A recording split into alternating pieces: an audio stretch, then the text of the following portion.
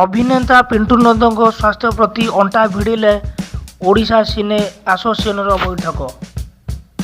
ସିଦ୍ଧାନ୍ତ ମହାପାତ୍ରଙ୍କ ନେତୃତ୍ୱରେ ବସିଲା ବୈଠକ। ପିଣ୍ଟୁ ନନ୍ଦଙ୍କ ଆରୋଗ୍ୟ ପାଇଁ ସମସ୍ତେ କିଭଳି ହାତ ବଢ଼ାଇବେ ସେ ନେଇ ଆଲୋଚନା ସୃଷ୍ଟି ହୋଇଛି।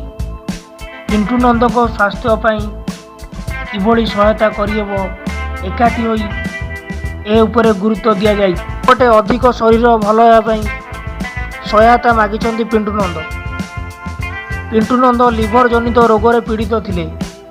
ଭୁବନେଶ୍ୱରର ଏକ ଘରୋଇ ହସ୍ପିଟାଲରେ ଟ୍ରିଟମେଣ୍ଟ ହେଉଥିଲେ। ସିଦ୍ଧାନ୍ତ ପିଣ୍ଟୁ ନନ୍ଦଙ୍କୁ ମୁରଲୀ ଭାବେ ମାନୁଥିଲେ।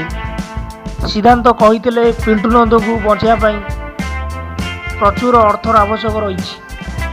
ସେଥିପାଇଁ ସିଦ୍ଧାନ୍ତ ଡାକିଥିଲେ ମିଟିଂ। ଏକଥା ଶୁଣି ଆସିଥିଲେ ଓଡ଼ିଶା ଜଗତର ସବୁ କଳାକାରମାନେ। ସିଦ୍ଧାନ୍ତ କହିଥିଲେ ପୁଣି ଥରେ ପିଣ୍ଟୁ ନନ୍ଦ କେମିତି ଭଲ ହୋଇ ଆମ ଗହଣକୁ ଫେରିବେ। ସିଦ୍ଧାନ୍ତ କହିଥିଲେ ସେଥିପାଇଁ ଆମେ ମିଟିଂ ଡାକିଛୁ। ଏପଟେ ପିଣ୍ଟୁ ନନ୍ଦ ଭଲ ହେବା ପାଇଁ ପ୍ରଭୁ ଜଗନ୍ନାଥଙ୍କୁ ପ୍ରାର୍ଥନା କରୁଛନ୍ତି ଏବଂ ଓଡ଼ିଆ ଜଗତର ଆଗଧାଡ଼ିର କଳାକାର ସିଦ୍ଧାନ୍ତ ମହାପାତ୍ରଙ୍କୁ ଅଶେଷ ଅଶେଷ ଧନ୍ୟବାଦ ଜଣାଉଛନ୍ତି। ଆପଣମାନଙ୍କୁ ଅନୁରୋଧ, ଆପଣମାନେ ସମସ୍ତେ ସହାୟତାର ହାତ ବଢ଼ାନ୍ତୁ ଏବଂ ଏଭଳି କଳାକାରଙ୍କ ଜୀବନ ରକ୍ଷା କରନ୍ତୁ।